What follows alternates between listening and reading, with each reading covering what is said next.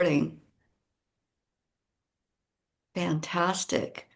Well, congratulations. It's going to be in the market in October, as I understand it. October 7th, pre-order now. Fantastic. Fantastic. The highly sensitive rabbit. Well, That's it's my pleasure to have the opportunity to interview Dr. Judith Orloff, who has written and published numerous books on intuitives, on healing, on uh, empaths, and on coping skills as an empath. And your forthcoming book is a children's book called The Highly Sensitive Rabbit. And I wanted to start really by asking you what inspired you to start down this path, your life's work on intuition and empathy. Well, I was a highly sensitive rabbit too growing up. I was so sensitive and so open, and I would be able to feel things that were going on, but I absorbed it into my own body. So I got exhausted or some ache or pain I didn't have before. And I didn't realize that I was a highly sensitive person or an empath who, as a child, who could have all these extra sensibilities, but my parents said never mention this again at home, and you're overly sensitive and you're going to be considered weird. And so I didn't think I belonged anywhere, and I wanted to write the book for children who may be feeling the same thing, who Mhm. grow up or Mhm. young as a young one are feeling like they're sensitive, or they love people, they love animals, they love plants, Mm. connect, but they get overwhelmed and may tantrum and may have overstimulation. And so I wanted to offer a book to those children so they didn't have to feel so alone, and for their parents, if they're highly sensitive parents, how to cope as a highly sensitive parent. Right. You're a highly sensitive child.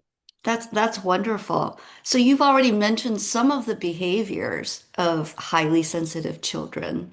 Um, what are some other things that parents should be looking out for? Many people will label it as weird or, sort of something that needs to be managed. But what are some of the signs, the telltale signs? The signs are that sensitive children love to be alone or with one-to-one Mm, as opposed to large groups of people. They would prefer usually walking by the beach or walking in the woods to going to a football game or team sports. mhm, Um, they prefer a lower amount of stimulation. They get happy from reading, mhm. whereas somebody who is not an empath might need to read a book, to go out, to have go to a restaurant, talk to friends, go out to a concert. So Mm, they want all yeah, the stuff added onto it, whereas the highly sensitive child or adult will just maybe like to do one thing, and that's yeah. enough because we get happy doing one thing. Yeah, yeah. Well, what you've just described sounds very introverted. But are there highly sensitive children who are also very extroverted and very social? Yes, there are introverted empaths and extroverted empaths. And so even I happen to be an introverted empath, Uh, and uh, I was an introverted child. I just was connecting more with nature and the moon and other animals than with people. I preferred them, though I love certain people I uh, connected with my heart. And so you can have an extroverted empath too. And uh, you could have somebody who loves to be with people and groups of people and lots of hubbub and noise, and but they need to decompress afterwards. They uh, also need to go into an environment where it's quiet, to, yeah, to not be not on sensory overload. And with children, they tend to tantrum if they're a sensitive child and they're overloaded. yeah. So tell us about the plot line, the story of the highly sensitive rabbit and kind of the age group that you're writing for. Okay, the age group is officially 4 to 8. Mm-hmm. But my view is that it's for everyone who has a sensitive inner child within them who needs to be nurtured. Mm-hmm. I mean, I literally look at this book every day and it makes me happy. Mm-hmm. It's a book that is so beautiful. The illustrations by Katie Tanis, and I'm not just saying that to toot my horn, but it is truly beautiful. And it calms me down to look at it.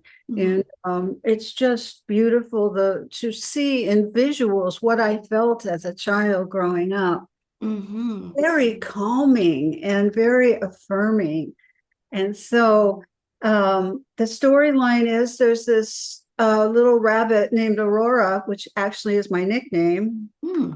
And she senses things and knows things, but her brothers and sisters shame her for her abilities. And she's bullied a little bit for her abilities. She's called a crybaby, Mm-hmm. overly sensitive. She doesn't feel like she belongs in the world. And so this story is after she loses her home and they have to rebuild how she comes into her own as a highly sensitive rabbit, proud of her abilities, and she meets other animals who help her, take alone time, set a boundary, take a breath. So Mm-hmm. skills for children to use, and they'll continue to use it as adults, by the way. Right, right. Setting boundaries. I mean, many adults have not learned how to set boundaries. That's So, exactly my point, because when you teach children to do it, then they mhm, have that skill as an adult. So you want to right, start then. right. Normalize it as they're growing up. Right. Right. That's such a huge contribution.